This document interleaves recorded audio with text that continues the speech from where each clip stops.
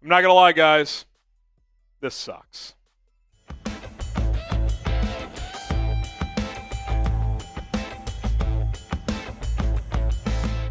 I'm Harrison Graham. This is Bears Now by Chat Sports. There is breaking news to discuss, and when there's breaking news, we hit you guys with content. So subscribe to support the channel and help us reach 118,000 subscribers.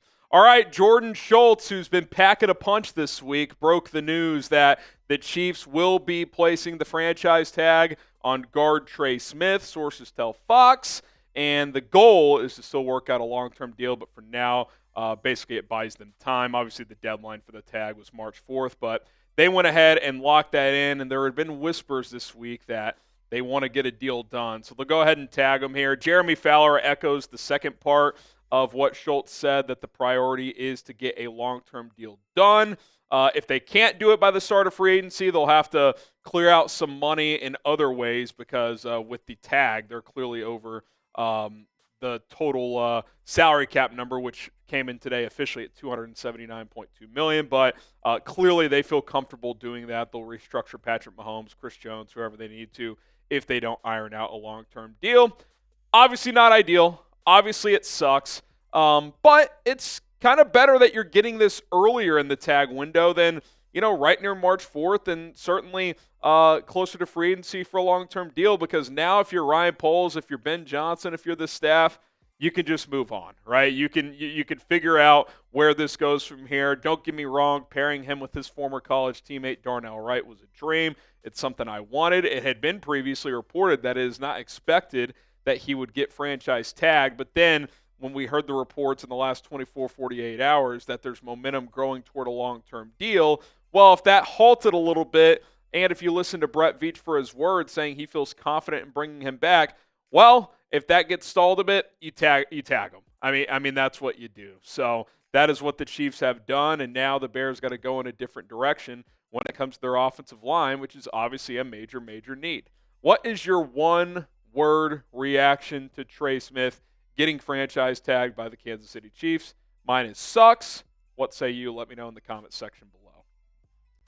I think, too, and I've thought this all along, which is why, to me, when people would DM me on Twitter or say in the comments, like, Harrison, Trey Smith isn't worth the money. Why would you do it? Let's go in a different direction. It's like, guys, if players like this become available, you go after them, especially if it's a need. And that's why I've said all along, players like this don't often become available, especially along the offensive or defensive lines, because they're so important. And once again, that's proven to be the case. Do the Chiefs have tough financials to work through? Yeah, but clearly they're going to make him a priority. Otherwise, you don't put a $24 million franchise tag on Trey Smith. So good teams don't let good guys go. I did get a little worried in the Super Bowl when their O-line got run over. Like, you're going to let one of your better ones go after what happened against Philadelphia? Clearly they're not going to do that. Could they trade him? We'll explore that for a second here before we look at plan B for the Chicago Bears. Let's just say in a world the next 7 to 10 days leading up to free agency, talks break down. Trey Smith, long-term contract talks break down with the Kansas City Chiefs. Could they do what they did last year with L'Jarius Sneed and trade him? Now, last year felt different. The vibe was different. It was kind of obvious that they were going to tag and trade him. Like, they tagged him to trade him. That does not appear to be the case here. All the reporting before he got tagged and now since he's been tagged is that they want to iron out a long-term deal. So I don't think that'll happen, but you never know. This is the NFL. And I guess I would just say this. As much as I want Trey Smith, I don't think I want to trade a premium pick, like a second or even a third, and then make him the highest-paid guard in the league. I was cool making him the highest-paid guard, which would be a slide over pay because he's obviously not the best guard in the league, but he's one of the better ones. But to give up a premium pick and then do that, I don't really want to. If it was a day 3 pick, okay, that's a different story. I guess I could bite my tongue if it was your third-round pick, but I'm not trading 10, 41, or 39 and then paying Trey Smith $23, $24 million per year. That's not what I would do. So unless they rescind the tag, he is not going to be a Chicago Bear, at least I do not think. Okay, coming up next, where do the Bears turn to next now that Trey Smith is off of the market? We will explore that here on Chicago Bears Now. But first, I do want to tell you guys about today's sponsor. That is Prize Picks. Listen, regardless of sport, regardless of time of year, daily fantasy made easy. That is what you get with Prize Picks, the best daily fantasy sports app in North America. You get a deal right out of the gate if you sign up at prizepicks.com/CLNS. Use the code CLNS. You're going to get a $50 bonus straight into your account when you play for just $5. You got 40-yard dash times where you could take more or less on several players at the Combine, so check that out. You got basketball in full force, March Madness around the corner. It is all right there on your doorstep to get in on all of the fun action. Billions of dollars in earnings have been given out by Prize Picks. Get in on the action, make some money. You can get up to 1,000 times your money on certain lineups today. To qualify for a lineup, you just pick 2 or more players on 2 or more different teams and pick more or less on the stats they provide, which tons of categorical stats available. PrizePicks.com/CLNS. Use the code CLNS to get started today. It is Prize Picks. That link is in the comments and in the description. Okay, what's plan B? Kind of talked about this the other day, but we'll talk a little bit more here. Trey Smith out of the picture. Who could be in? Well, you look at some other free agent guards. I think these are some names to monitor. If you want to throw Tevin Jenkins in there as well, you can. I will verbally just add Jonah Jackson as well from the LA Rams. He's being allowed to seek a trade. Spent 4 years with the Lions before that, including multiple with Ben Johnson. So he could be kind of a trade low guy, a 6th, 7th round pick. Plug him in at left guard. So definitely keep an eye on Jonah Jackson here as a potential option. But as far as the guards go, the free agents go, let's go back to that list if we could, Colin. We'll get to Drew Dalman in a second as well. But the free agent guards, do you splurge on a Mekhi Becton? What does he get on the open market? Philadelphia, does he bring him back? You're probably going to have to pay a decent number there for the Eagles to let him go. Kevin Zeitler feels like a natural one. He is 34 years old, but knows Ben Johnson, knows the offense, seems like a natural 1 to 2 year option. Will Fries, intriguing player, played awesome for 5 games last year, then had an injury year before that, played all 17, but wasn't that great.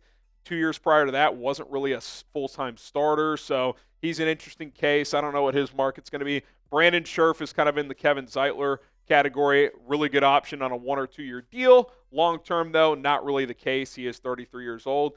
Does James Daniels become kind of a low mid-tier option, as he was playing really well last year and had a couple of good years in Pittsburgh, but he did have a season-ending injury, wasn't viewed as a scheme fit before. He's not the most athletic guy. Does Ben Johnson feel like he can fit his scheme? I don't know, but certainly a name worth monitoring as well. Obviously, the center position as well factors into all this. Drew Dalman has been the hot name that's been out there. Does his price tag get even higher with the guy like Trey Smith off the market, even though it's technically a different position? It's not getting lower, that's for sure. You're going to have teams intrigued with him, he's kind of the best option in terms of young center available on the free agent market. We've talked about him. He's not a perfect player, but he's really good on the move. He's a good run blocker. He's gotten better as a pass blocker. Ben Johnson talked this week about having someone who can help Caleb Williams as a young player, set the protections and do those different type of things. The way he talked did have me kind of thinking of like a Ryan Kelly, a guy who's been doing it for a long time. He's 32 years old, kind of in the Zeitler-Scherf meld. Could he be like a 2-year guy? 2 years, $15 million, something like that. Wouldn't be opposed. He's a little bit bigger, too, at 6'4", 307 than Drew Dalman, who's more like 6'3", 295, 300. So certainly another option as well. And then obviously you got the draft with the Combine going on this week. These are all guys that could play on the interior. Obviously, Will Campbell, Kelvin Banks, Armand, Mbow could play tackle as well, as could Donvan Jackson for what it's worth. But those are guys you could bring in. And by the way, you could do a combination, right? Sign a free agent or two, draft somebody, draft 2 guys. Tyler Booker, Gray Zabel, Jonah Savaiinaea out of Arizona. You got Wyatt Milum as well, who could play some center. For sure guard, though. Marcus Mbow out of Purdue. And then Jared Wilson, who played strictly center last year, but does have some experience at guard. So there are guys in the draft. But obviously Trey Smith was the guy you were hoping for. He was the guy you were willing to break the bank for, but that ship appears to have sailed at this point unless he does become available via trade. And again, then you got to balance trading a premium pick and giving him a monster contract. So what say you? Who should be priority number 1 for the Bears offensive line now? Let me know down in the comment section below. And by the way, I meant to mention this earlier. We are going to go live tomorrow now. There's just a lot going on. Cullen and I are in the office tomorrow. Already have a lot of our live show prepared. With this news coming down, kind of wanted to just focus on this today. So join us tomorrow for a live show here on Bears Now by Chat Sports. My name is Harrison Graham. We will see you guys then.